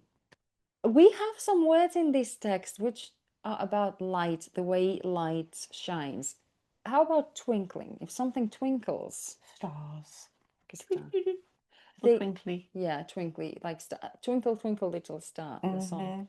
Saucer-like eyes, and his face was glowing, glowing. If something glows, it's not strong light. No. You can say somebody's glowing with like a well-being, as if they're content and happy. Because you see somebody and you go, oh, they're glowing. They're just oozing good health and happiness and Nice word, that. And his eyes were like saucers. big eyes. Yeah, big and round eyes. Mm-hmm. This feels like a cartoon. I think in cartoons they often change the shape of eyes into hearts or saucer-like stuff. Spreading, getting bigger and bigger. He started laughing and said, haha, you're the laughing one. I just carry on too much. I know. My son is so funny. You ever hear anything like this? This is an interesting one. Look, I don't think I actually told you. These stories, and everybody should know this if you don't. These stories are taken from the past. As you saw, do you remember what year this story was written in? 1902. Something like that, 1905 or 02, sorry, I forgot. But you Paperwork. understand the language in stories like this are pretty old and outdated. Yeah, they're not how we talk now. Yeah. And this story would have been much worse if I hadn't converted it into a more modern thing using ChatGPT. Oh, right. Oh, So yes. this isn't the This genuine, isn't. No, right? it's not. That was my idea. I thought I would use ChatGPT to make stories more modern so that you guys can use this language outdoors, talking to people and not sound super awkward. Well, it's like listening if you're reading Shakespeare, Yeah. can't understand the way they talk now. But if you've done that to it, that would be brilliant. Yeah, it probably, not probably, I'm pretty sure it still kept some of the old language to make it sound more authentic. But there are some phrasal verbs. For instance, I came up with a plan. I don't think that phrase was in the original Right. story, if you know what I mean. Mm-hmm. Yeah. Now, you ever hear anything like this? Why I started talking about it? Because I think you ever hear anything like this? Sounds kind of old, or it sounds grammatically wrong. I think I'd probably say, have you heard such a thing? Yes. Does that sound? That's how I would say it too, but in the story it comes as you ever hear anything like this. You guys don't say this. Or I'd probably say, listen to this. Listen to this. Yeah, let me tell you. He was playing by the river when a piece of the bank caved in and splashed him. He's talking about his son, right? He's playing by the river and a piece of the bank where you keep your money. No. Riverbank, where it comes down. Yeah, where water meets land, kind of, right? Yeah. It's like a channel. Mm-hmm. So the side of it that's mud and grass Mm-hmm. is called the bank. Yeah. So It caved in, collapsed. collapsed, and splashed him. I like words which they have been created based on the sounds. I know there's a special word for it. It's like splash, and I can visualize Yeah. water. Yeah. I've never, yeah, it's good, that one. Yeah. Splashed. And he cried out. You said this. Oh, Papa, a big puddle jumped up and hit me. Yeah. Cried out. Well, shouted, I guess. What did he shout? If you cry out. Cry out. Yeah, it's the same. Just shout. Just talk extra loud. It's confusing with the word cry because sometimes it means you're crying, like tears are coming down your cheeks, but sometimes it's shouting. It's just shouting out, cried out. Yeah. Yeah. He expected me to join in his ridiculous laughter. Ridiculous. Silly, stupid. I responded shortly. I don't see the humor in it. My face must have shown my displeasure. Displeasure sounds quite formal, I think. Displeasure. How would you say it? Show my annoyance. I just think he probably tried to minimize his emotions using this word because I don't think it was just displeased. He was angry. He looked at me as surprise, and then the unbearable light started glowing and spreading on his face again. Unbearable. If you can't bear something, can't tolerate it. Can't stand it. Can't stand it. Don't like it. Yeah, can't tolerate, unbearable. Glowing, we discussed before. It was his face was glowing, but this time light started glowing on his face. How would you describe if a light is glowing? What kind of light is it? Is it twinkling? Is it bright? Is it dim? Glowing, I'd say a warm, radiating, soft glow, soft Soft glow. light. Yeah. Spreading on his face. I immediately think of a piece of bread and The bread. until it shone softly and warmly. Shone. Shone. That's what we would say. Shone, not thrown. Shone. Yeah, until it shone. Right. Yeah. That's what you said. That's how what it's supposed to be. Until it shone softly and warmly. Shone. What's the present form of this verb? What If it's doing it now, it's shining. shining. And it's shone softly and warmly. All right. See? Very good. It shone softly and warmly like the summer moon, and then came the laughter. You've done this one before. That's funny. You don't see it. I won't carry on doing the rest of the last. Yes. The one word that I quite like here is a puddle. Mm-hmm. You know what a puddle is? Me? Yeah, you know what a puddle is. I know. If there's been rain or any water that's coming down, it leaves a little small puddle or Puddle? big puddle. What? Some people say, what's a puddle and what's a lake? Is there any difference? Well, of course, puddle. Size. Yes. Puddles are just small collections of water on the floor. Dogs like playing in puddles, do Yes. they? And children. And splashing. I walked away from him abruptly. Abruptly, Quickly. quickly. I couldn't take it anymore. It had to end there, I thought. Damn him. That's easy, I guess. The world needed to be rid of him. I usually use to get rid of something or someone, but I never use to be rid of something. No, it's not an expression. I need to be rid of this. No. Yes. It's I'll have to get rid of it. It'll have to go. But I wouldn't say needed to be rid of it. Yeah, to get rid of. As I climbed the hill, I could hear his evil laugh echoing in the sky. Evil. Not good. Not good. Not good. It's just the opposite of not good is evil, isn't it? Yes. Yeah. Yes. When I think of the word evil, I can imagine images of angry, dark faces, something like maybe like this. But yeah, evil laughter. Well, to be honest though, if you think about the evil laugh, it's like Dracula or something. But when you think about the moon face, you can't really imagine his laughter. Being evil, no. Because Yes. he's such a happy, gentle person. Yes. To have it's all in the narrator's mind though, isn't it? Yeah. So he just thinks it's evil to him. Definitely. I take pride in doing things in a professional manner. Take pride. I feel good about myself. Respect myself. Respect myself for some achievement, Yes. some skills that I have. Whoops. Sorry, yeah, things just happened. Whoops.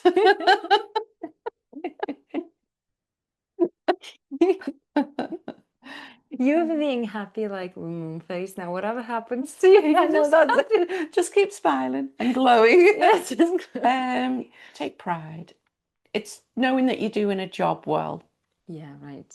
And respecting yourself for doing a job well and not letting yourself down. It's pride, isn't it? Yeah. When I made the decision to kill John Claverhouse, I wanted to do it in such a way that I wouldn't look back and feel ashamed of myself. Here, he doesn't mean look back physically, right? He needs to look back at what happened. To remember. I feel ashamed of myself. If you feel ashamed, you feel you did something wrong. Yeah. And you are not happy with your own behavior. Yeah. Yeah. That's not how he's going to feel. I dislike messiness and violence. If something's messy, Just chaotic. chaotic. And violence. It's not angry, it's cruel. Violence. Yeah, more intent. Horrible. Yeah. The thought of just hitting a man with my bare fists disgusts me. First, visualizing fists and what you do with it. Yeah, if you get into a fight. I thought you were going to hit me then. If you want proper demonstration, hitting a man with bare fists. What's bare fists? Why not just fists? No gloves. No gloves. Well, if you say bare fist, it's from the old. I suppose you've got normally have boxing gloves on, don't you? Yeah. So bare fists. You get bare fist. Nothing, just yeah. Bare knuckle fighting, and that's what they call it, don't they? Yeah. The narrator didn't want to just do that, I guess. It disgusted him. It made him feel Repulsed. So the idea of shooting, stabbing, or hitting John Claverhouse, shooting with a gun, Mm-hmm. stabbing With a knife. with a knife, hitting with, Mm-hmm. yeah, your fists. None of this, well, all of this didn't appeal to me. Didn't appeal. Didn't like Didn't like. the idea of it. I noticed a lot of students confuse this word because of the way English works. People usually say, I like something. Mm-hmm. I like this movie, and they want to say, I appeal to this movie, instead of saying the movie appeals to me. Mm-hmm. So if you want to use this word and you want to say that you like it, first you should name the thing that you like. Yeah. And they say appeal to me. Yeah. Not only did I want to do it neatly, neat, I think you said, or maybe I'm mistaken, that it's the opposite of messiness, Yeah. messy, Yeah. Tidy. and artistically. Why would you want to kill someone artistically? That's He's just taken pleasure in it now, isn't he? He just wants to come up with something really clever. yeah, proper murder Mm-hmm. situation here. But also in a way that wouldn't raise any suspicion towards me. Suspicion, if you suspect someone, think you did it. Mm-hmm. Yeah. Yeah. So You think it's them. I'm suspicious that it's them. yeah. He wanted to come up with a way that nobody would think that he committed this crime. He murdered John Claverhouse. And he achieved that in the end. He did. With this goal in mind, I devoted my intellect to it. Devoted. Put all my heart and soul into something. I usually see it in books. If you open the first page, it says devoted to my family, or Yeah. devoted to. I'd say it's just your heart and soul into it. You put all your life into that devotion. Yeah. After a week of deep thinking, I came up with a plan. I came up with a plan again. Mm-hmm. And then I put it into action. I bought a 5-month-old female water spaniel. Do you know what kind of dog this is? Yeah, they use them for hunting.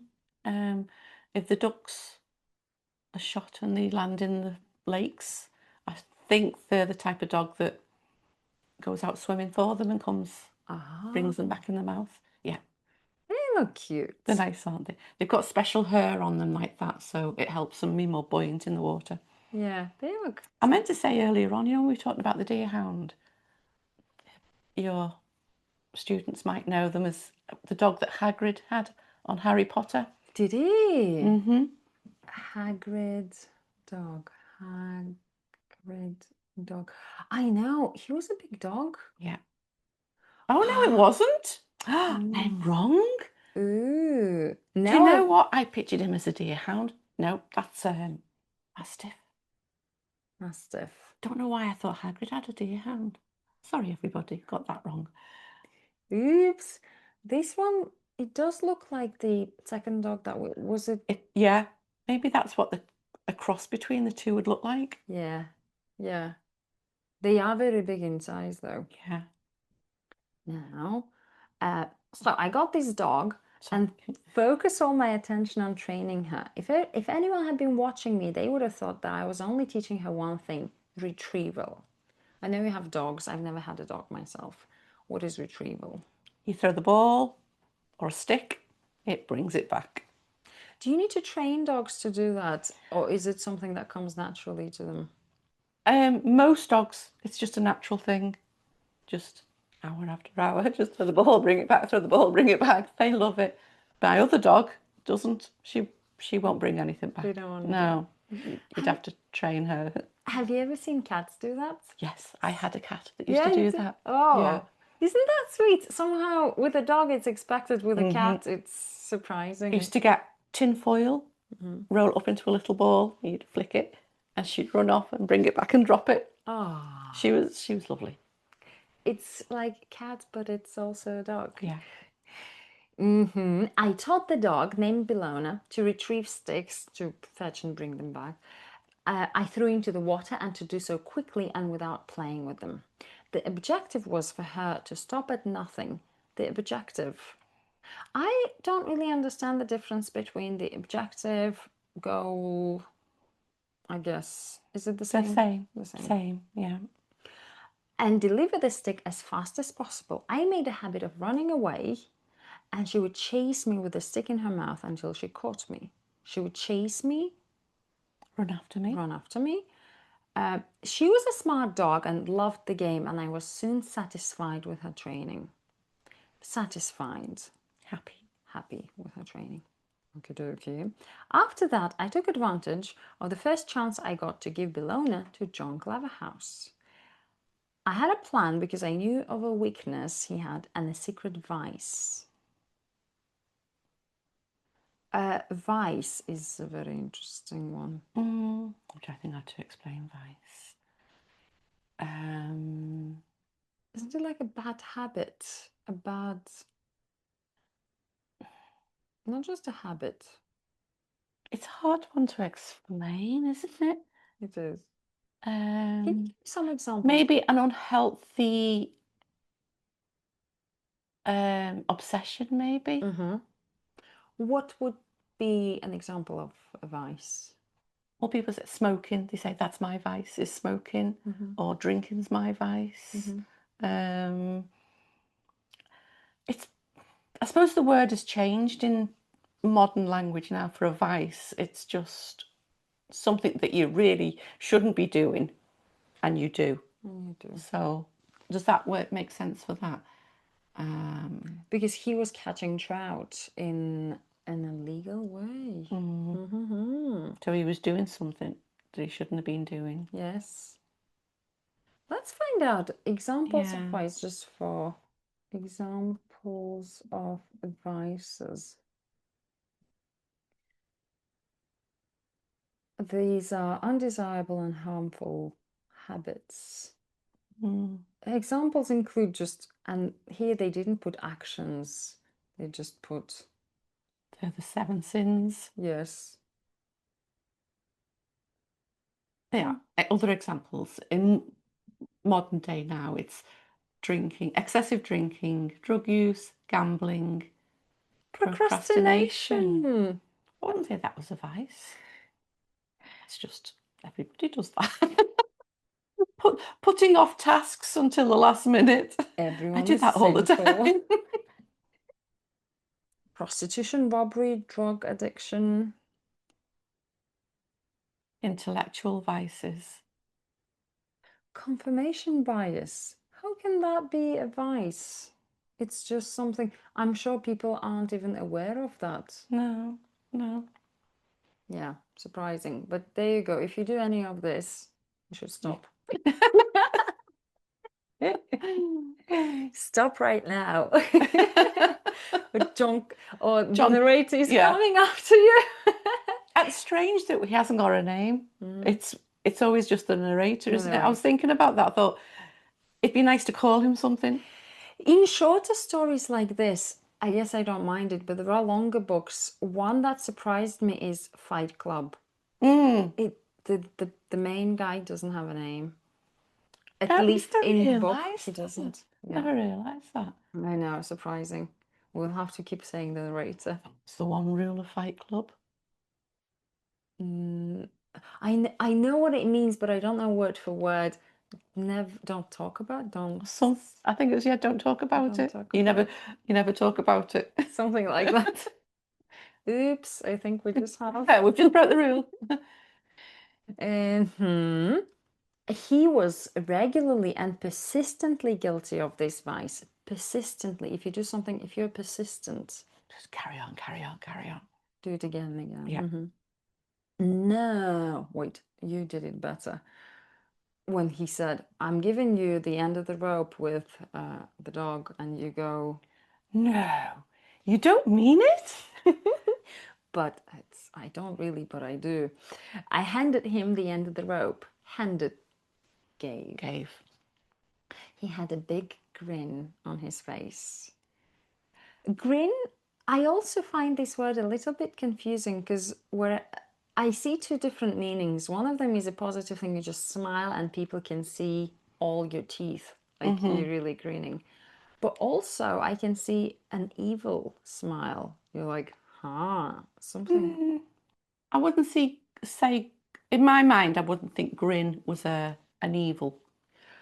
Because if I open, yeah, in most cases, it's something good. Now he's got an evil grin Yes, smile.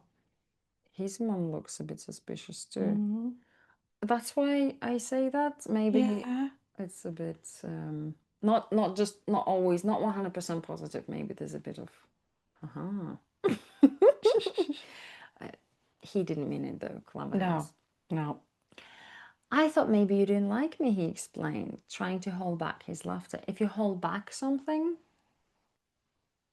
you don't express it or you Keep it in. keep it in. Isn't it funny how I made such a mistake? Oh, what's her name? Then you ask me. Managed to ask, still laughing. I think people, it's again, it's just my students who always struggle with the word manage, but I guess maybe you guys know, Able to able to. You finally could do do it. something. Yeah. Bellona, I replied. Haha, he chuckled. Didn't you demonstrate that before? I know you did. I'm letting you do this one now. Thank you. I ground my teeth because his laughter was getting on my nerves. Ground, could you demonstrate that now? So you can hear that. Isn't that something that people do when they sleep Yeah, sometimes? they grind the teeth. And when you wake up, you would feel it would be painful. I suppose if you're angry and you grind your teeth, you're not actually grinding your teeth. You just sort of, oh, you're biting it down hard, sort of like stop you from saying something or. Yeah. But yeah, you wouldn't be standing there going. It's That would look terrifying. yeah. What's wrong? Worse than a grin. Mental institution. It's just a matter when it does it in that expression. Oh, I ground my teeth. It's to stop from saying something, or if your teeth are very tight together. But I think if someone has this problem, if they do it at night, they should see a dentist or Yeah, someone because yeah, it's harmful for your teeth, isn't it? yeah. I've worn away the bottom. Can you see that one that's gone down there? Yes. I've ground You that did. one out. Yeah, Wow, I didn't know you could do yeah. that. How did you stop? I don't. Well, the dentist has given me it's a like a palette thing that you put in your mouth, but I don't wear it. Oops. I know. A secret vice you have, not following the rules. Oh. Mm-hmm. He was getting on my and I snapped. She was the wife of Mars, you know. If you snap at someone, you kind of you don't shout. Not shout. Well, Maybe it's louder than. being abrupt with them. So if he snapped and he said, "She was the wife of Mars," that's snapping. Snap. You say it quickly and in an angry or impatient. Yeah, like an abrupt way, sort of. The light in his face was getting brighter until he burst out laughing. Burst out. And you can't contain a laugh, and and you're not supposed to laugh really sometimes, and you're sitting there, and then it just bursts out. Has that ever happened to you? Yes, Many times. many times. You look like someone who would be doing that. Unfortunately, it was at a funeral, which was terrible. Just Wow. so embarrassing. Everybody thought I was crying in the end, but I wasn't. I was laughing. It was just nothing to do with the funeral. It was just. You sound just as horrible as I know. It was just. I'm bad because when I'm in a situation where you're supposed to be serious, or like when I was a child and I was getting told off, and you're supposed to sit there going, yeah, yeah. I just want to start laughing. And you've got to be like sort of, oh yes, I'm sorry. But if I've got it, yeah, the slightest thing will set me off and I'll start laughing. Oh, So, but you got away with it. yeah, because they thought I was crying. Oh. I was sat there in the funeral, like, going, that was Luke's fault. Was it? Yes, What did he yes. do? He's, He's looking at us now. yeah. Oh, it was just the music they were playing, and it just when the music stopped in the funeral parlour, there was a man behind the curtain that carried on whistling the tune, and it was just me and Luke just turned and looked at each other, and that was it. When me and Luke get together, he said he knows the one, and that was it. Then, and I couldn't even look at him, and I'm like, please don't, please don't, please don't. But I had visions of that. I was in the middle of all the funeral service that I was just going to burst out laughing and just I had to try and contain it. It was just literally.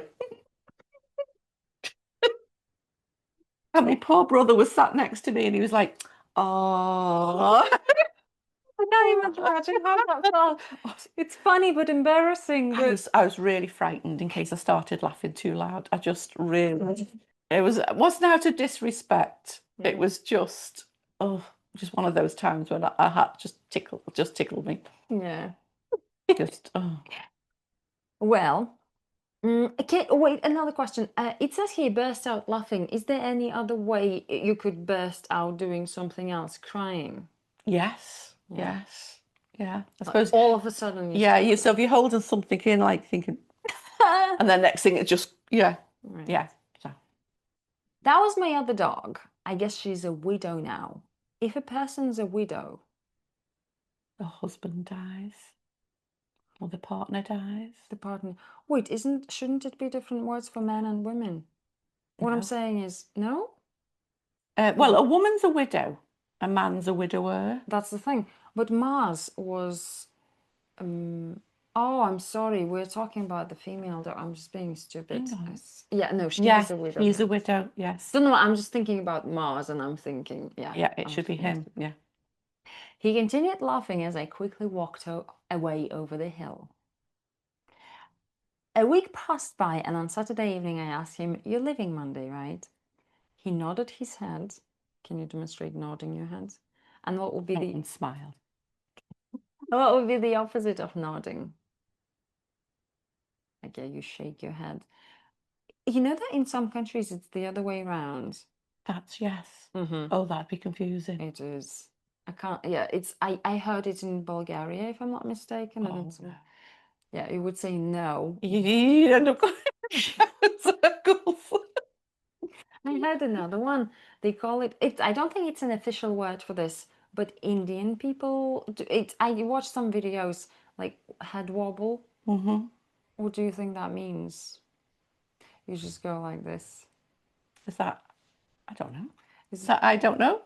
I, so it looks like, right? Yeah, he's like. And it says that when people talk to Indian people and they've never met them before, and maybe they are like, this person is telling an Indian person something important, and the person's just going like this. They think, is he disagreeing with me? Does he not like what I'm saying? A lot of people confuse this, but the reality is, I'm interested, I'm listening.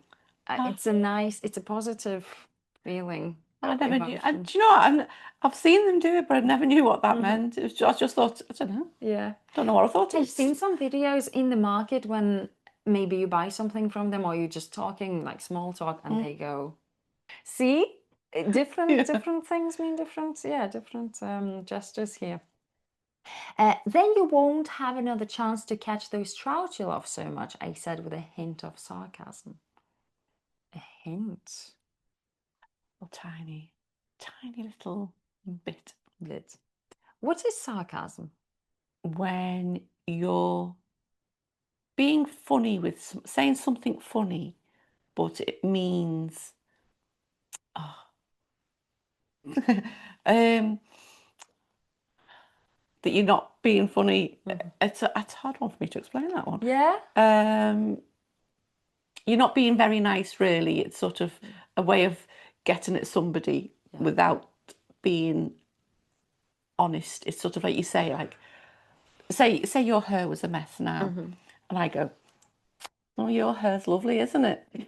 But with a bit of a, "Oh, your hair's lovely, isn't it?" Isn't it the same as passive aggressive pretty much? Yeah, it could be. Yeah, Maybe not always, but yeah. sounds like it could be. Sarcasm's more of it's like a joking way of trying to get an insult. And That's the insult. word I was looking for. Ah. It's sarcasm if you're trying to insult somebody but trying to be funny at the same time. So that's you're being sarcastic. Yeah. Yeah. That's exactly what he's doing. He's saying, "Oh, you won't have another chance to catch the trout because you'll be dead. Hello." Yeah. But he didn't pick up on it because John Claverhouse was so naive. He didn't understand that it was sarcasm. No, no. Oh, I don't know, he chuckled. I'm going to try really hard tomorrow. Poor guy. This made me even more confident in my plan, and I went back to my house feeling elated.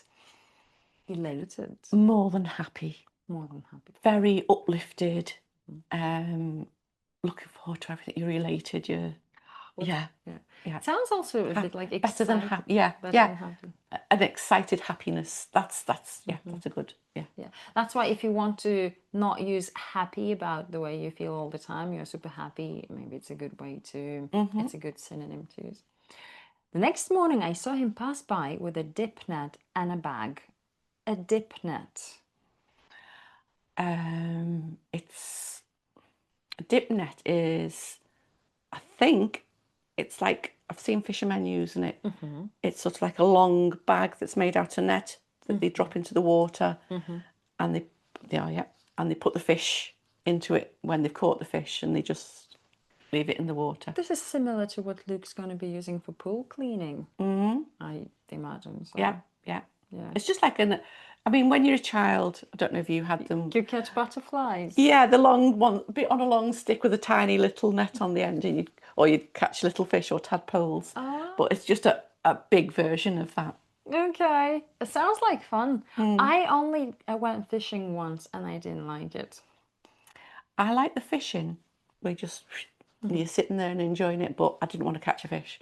Same. The idea of catching a fish and you've got to try and. That's exactly. It really put me off. I felt horrible doing it. It felt like something was breaking inside them. It was. No. I was about 10 years old, and then. No. Never again. I still eat fish though. It's a good job somebody can catch them for you. To be honest, you need to be like John Cleverly and do dynamite. Yeah, I know. Today, I understand people have, well, it's industrial fishing. It's they're all kept in one place, and I don't think you even have to catch them because they are all No, they're right just there. in big, massive, like a vat thing, and they just take them all out. Yeah. The next morning, I saw him pass by with a dip net and a bag, with Bellona following behind him. I knew where he was headed, where he was Going to. So I took a shortcut through the back pasture. Shortcut. Instead of going the normal path route, there's like a little quicker way to get to something. We have shortcuts on computers. They quickly take you to. That's it, quickly take you. Yeah. Pasture. Back pasture. A field. Just a field that's at the back. Climbed up the mountain. Here it says a mountain. I feel like he wouldn't have enough time to climb up a mountain. No. More of a hill. More of a hill. A hill. Staying hidden as I followed the crest for a couple of miles. Crest? Well, the crest is the top of the mountain, isn't it? Where it's sort of, it meets the sky, so you call that the crest when it's going along. Then what's the difference with the summit? The summit's when you get to the very top, the utmost peak. The peak of it is the summit. I followed the crest for a couple of miles to an area in the hills where the river flowed down into a pool surrounded by rocks. That was the spot. I sat on the top of the mountain where I could see everything that would happen and lit my pipe. I did say lit once. Light, so this is from the word lights. But it's in the past, so it's I lit my pipe. I lit my pipe. Do you know when you need to say lit and when you need to say lighted? I've heard there's a difference. Never used lighted. I've heard Yes. there's a version of that. Yeah. Never heard that one. So, If you were telling somebody, oh, I sat there and I lit my pipe, or if you're there now, I'm going to light my pipe. yeah. See, it says, Lighted? yes, lighted is Lighted. used when referring to something. I remember reading about it, but honestly, I forgot. But the other one is also correct, but for some other situations. I can't say now. I think in most cases, People would in say, you'd use the word lit, mhm, not lighted. yes, that's why. Forget about lighted. That sounds like something I'd say when I think I've got that wrong. Maybe if you see it in a book or hear it in a film, don't be surprised. Don't think Janet said something wrong. If it has nothing to do with me, it's not me. Before long, before long. What's before long? Before long. Soon. Yeah, it's. I've heard that expression so much, but I've never really analysed it before long. This probably is so annoying for you, this whole thing. We're going through all these words. It's normal. Why do we need to talk about Yeah, that I don't even think about it. But when you look at that before, I could imagine for your students say before long. What does that it? mean? What is before long? Before short? Short. If you just say shortly. Shortly. John Claverhouse came wading up the riverbed. I remember I learned this word wade when I was preparing for one of the exams I was gonna take. It's when you are in water and you're walking and it's heavy and difficult. It doesn't have to be water, maybe some liquidy substance. Yeah, it's usually above the knees. I think if you're below the knees, you're paddling. All right. But anything where you've got to like really sort of like do the use effort is wading. With Bellona happily running around him with her short barks blending with his deeper laughs. If a dog barks, woof woof.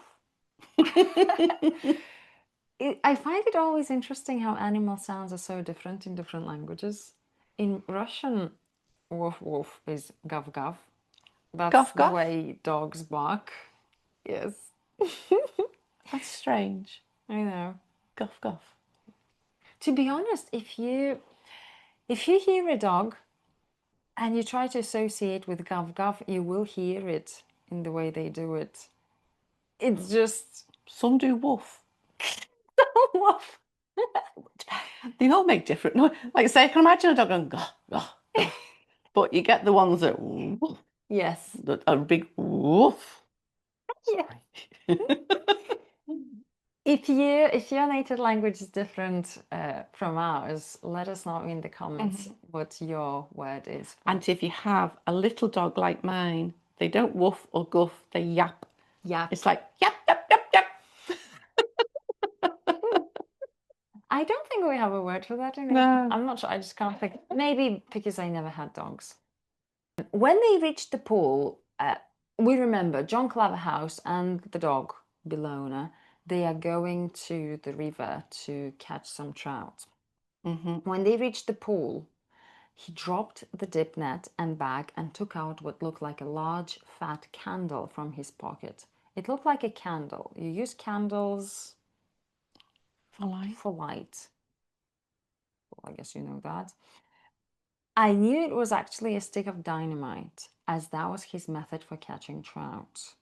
Dynamite is something Explosive. explosive. You usually see them in the old days on westerns, and it's just like a long stick with a, what do you call that thing on the top that you light? Fuse. Fuse. That's it. And then they throw it. They throw it. I remember seeing lots of this in cartoons. Cartoons. That's it. They're always red. Yes. They always have the lit fuse and Yeah. scary. And then they explode. Now, he wrapped the dynamite tightly in a piece of cotton. Why would you do that? Don't know. Yeah. I'm not sure on that. No, because I don't. And I also, of course, I don't understand the technicality. If you have a dynamite and you. Oh, maybe so that it doesn't get wet until it explodes. Like because you have this dynamite. Maybe it's protecting it a little bit. If you throw it into water, it's just gonna, yes. And so he had to wrap it. Yeah, don't know. Tossed it into the pool, threw it into the pool. My tossing is like sideways. I know, you'd have missed the pool, you'd have gone off that side. Got to aim for where you're going. If in my case, it probably would have been an accident. Yes. The narrator wouldn't have to take any part. It's just, I have to do this to myself.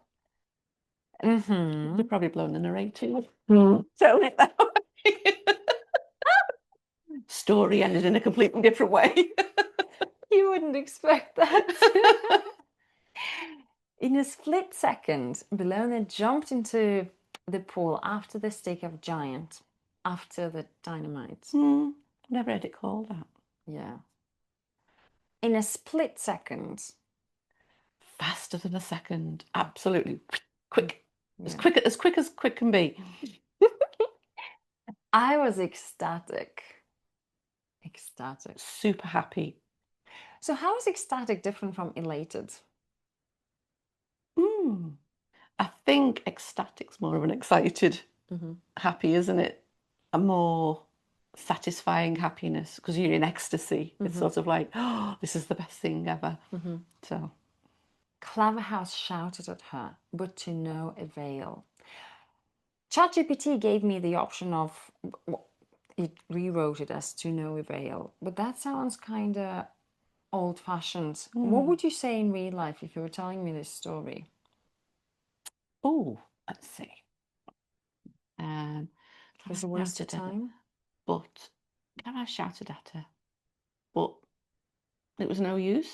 It was no use. That's a hard one to change, that one, but to no avail. There was no point in shouting at her. There was, I don't know, it didn't help. But you wouldn't use that in a sentence, Yeah, you I wouldn't. don't think. Claverhouse shouted at her, but it didn't make any difference. Right, it didn't make any difference. Yeah, I think I'd probably say that. I like that much better than this version for now. He threw clumps of dirt and rocks at her. Clumps of dirt. Big pieces of mud and grass. Just it looks like the size of a rock, but it's just it's dirt. Much better than throwing rocks. Oh yeah. Oh well, he did throw rocks at her as well. But she kept swimming until she got the stick of giant in her mouth, and then she turned around and headed back to shore. They used the word headed here so many times and went back to shore. And when he finally realized the danger, he started to run. As I had planned, she reached the shore. The edge of the water. Is it the same as the bank, the river bank? No, because a bank is higher. A bank drops down into the water. Yeah. Where the shore just gently comes up onto the water.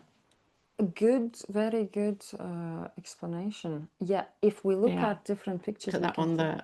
That's bank. That's dropping down. And if we say shore, we will see, yes, just rocks and land. She reached the shore, the dog reached the shore. She was carrying the stick of dynamite in her mouth and chased after him, ran after him. It was amazing. The pool was in a sort of natural theatre, and the stream could be crossed, on stepping stones. So Claverhouse and Bellona raced around and across the stones, up and down. Could you explain this part? The stream could be crossed on stepping stones. The stream is this river. What are stepping stones? When you get big stones that go across the river, so instead of getting your feet wet, you can jump along the stones.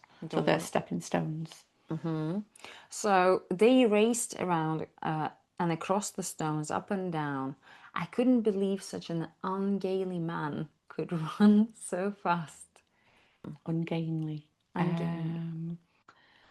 Not agile.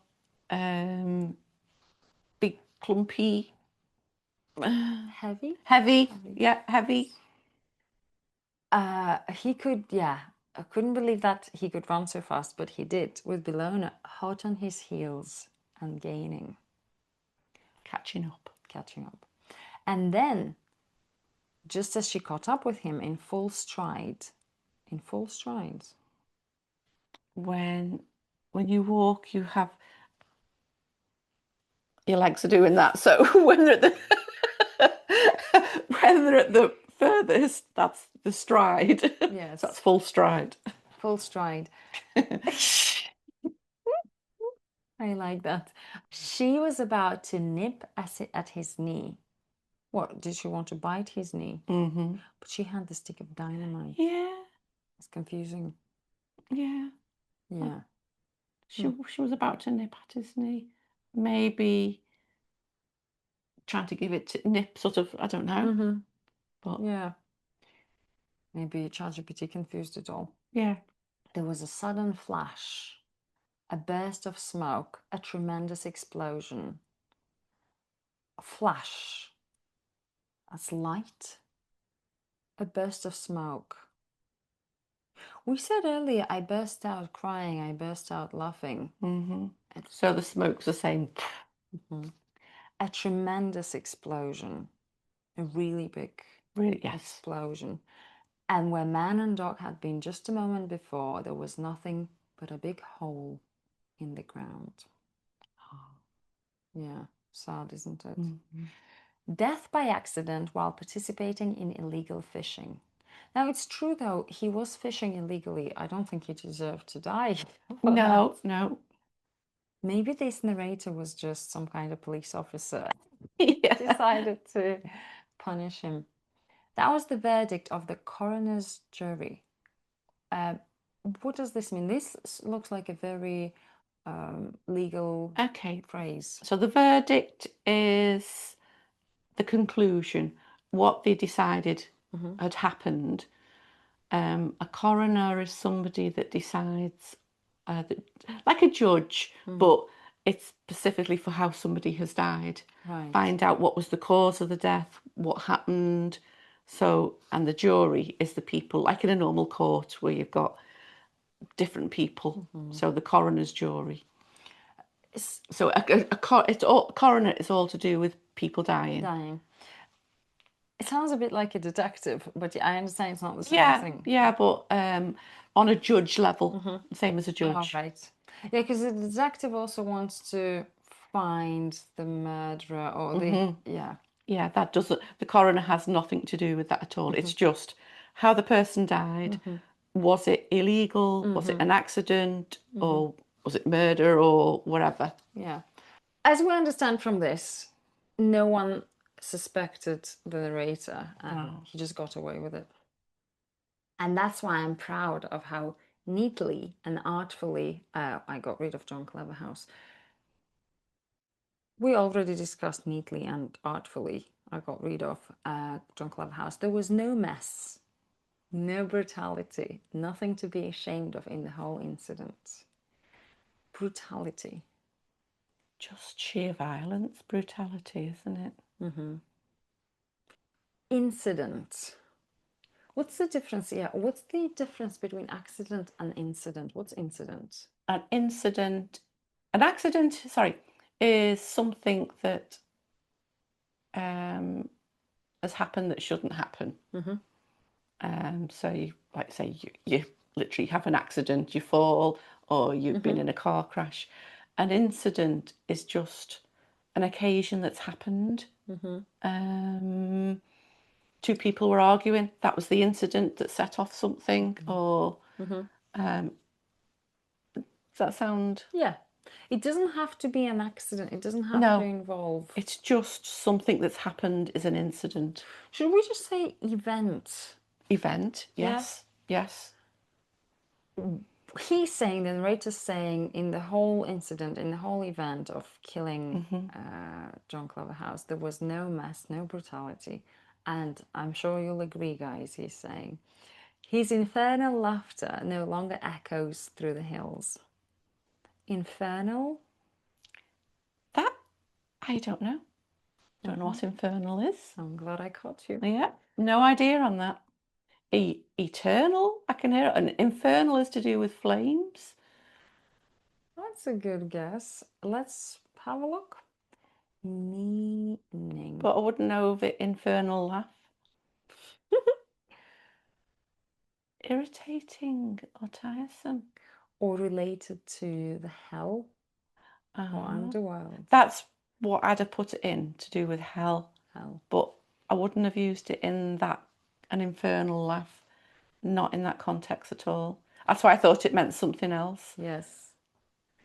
Because earlier he described the laughter as evil. And so now it's probably hellish laughter. Hellish.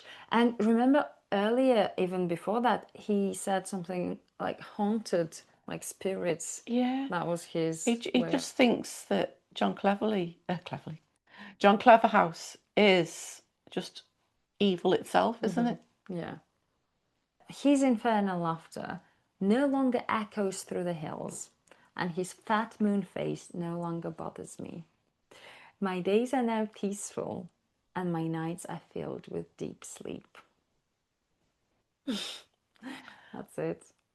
I wonder, though, whenever he looked at the moon, especially a full moon, would he be thinking, oh, he's come back to haunt me? What do you think? That's a very good point. Maybe, because he sounds so proud of what he did. He just felt good about himself. Ha, you're not here anymore. You're up there. But he says nothing to be ashamed of in the whole incident. So he's really got no feelings, really, isn't it? It's just I know. devoid of emotion, I suppose. Because apart from anger. True that he could still feel something, but not positive things. No. Although he said that he could laugh before he met John Cleverhouse. I used to laugh myself before I met John Cleverhouse, he says. There we go. I would like to also ask you a couple of things about. We did start talking about if there was anybody who would make us feel angry, or you couldn't stand someone. Yeah. There was something that I did remember, actually, a long, long time ago when I worked in a shop, and there was this young girl that worked there, and every day she'd come in and she'd be like, la la la la la. She'd be singing away all day, so happy, so happy. She was lovely, really a nice girl. I liked her, but there was quite a lot of them in the shop. It was like, oh, she's singing again. Oh, why is she so happy all the time? And it really, really started to get to them. Yeah. But I mean, I thought it was nice. It was like a happy, jolly person going round, like most people would think. But these few people were like, oh, wish she'd shut up singing. It's really annoying me. Do you think it was just because she couldn't sing? Maybe. No, she was okay. She was just always happy. And it really got to them. Yeah. But I don't know why. Luke told me, I remember when he was working in his previous workplace, that there was a woman who was always energetic and happy in the morning. And it looks like Luke, because he started working very early, and I don't think he had this energy in the morning. A lot of people are grumpy in the morning. Yeah. And seeing her happy and energetic also annoyed him. Maybe it's just down to jealousy, thinking, why can't I feel like that? Maybe. Yeah. Maybe. Or maybe it's because you see them happy and you feel like you are expected to feel happy too, but you can't, or energetic or anything. I was the opposite with her.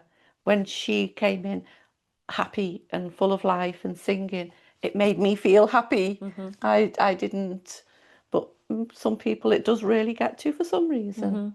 Yeah, I know. That's pretty much it. About the story, what did you think of the story itself? The way it's written, the way it's composed, the way it's... It brings you along on a journey. I think it's written quite well. I like the idea how short the story is, but there seems to be, you can visualize it. It's like you've read a whole book, if you know what I mean. It's I liked it, and it caught me out at the end. I really wasn't expecting that. Yeah. To be honest, what I expected was when the dog had got the stick, it didn't run to John Claverley. They would run to Oh, this John Claverhouse. I keep getting his name wrong, sorry. It ran to the narrator. I narrator. thought that'd have been a better ending. I didn't think about that. Wow. I like that. I like that. That He'd would, have got his just desserts then. yes, that would be a fair Yeah. thing to happen. Yeah. I didn't, yeah, wow. We'll rewrite the book. I think, like you said, because it evoked some emotions, that's why I chose this story to read. Yeah, because you think, oh, it's going to be a nice story. And then you think, he wants to kill him? And you think, oh, it's not that bad, him laughing. And you don't think that that's No, exactly what's going to happen. to do it that way. Wow. Yeah. But it's very clever, isn't it? What he's done. I wouldn't have been able to, especially because I don't have any dogs and I don't know how they behave. And she doesn't have dynamite either. No. That I have. Oh, right, okay. Because I quarter people also. Yeah. That is it for now. I want to say to all of you that I hope you liked us together with Jan, and she'll be joining us more Yes, for more stories. definitely. Did you enjoy this? I did, yes, it was fun. Did you learn some new words? You did, yes. And I didn't think you'd be able to put me on the spot. I was thinking, I'll know all the words you say. that's how I feel when I go to my lessons sometimes with my students, because sometimes we just open some news articles or YouTube videos and I feel good. Oh, my English level is C2. I'm going to know all the words. But then there are some words that I don't know. The good thing is, I think if I don't know them, it's probably because not many people use them. They're not very popular words. And I feel especially good when you don't know some words. No, so you've got students out there that are thinking, I don't know everything. I don't know everything. There we go. Thank you everyone for listening, and we'll be back with a new story. Have a lovely day. Bye.